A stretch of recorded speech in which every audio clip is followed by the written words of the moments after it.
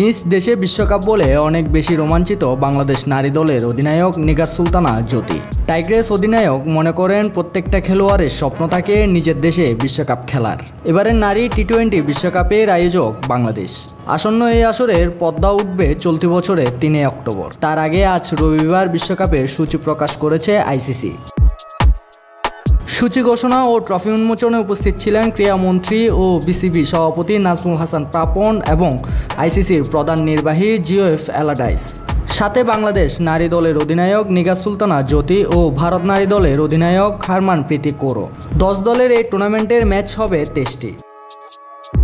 বিশ্বকাপের মূল ম্যাচগুলো হবে মিরপুর হোম অফ ক্রিকেট ও সিলেট আন্তর্জাতিক ক্রিকেট স্টেডিয়াম ও সিলেট আন্তর্জাতিক স্টেডিয়ামের গ্রাউন্ড 2-তে।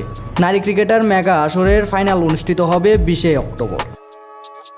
এই মেগা আসর দেশে নারী ক্রিকেটের জনপ্রিয়তা বাড়াবে বলে বিশ্বাস নিগার সুলতানা জ্যোতির।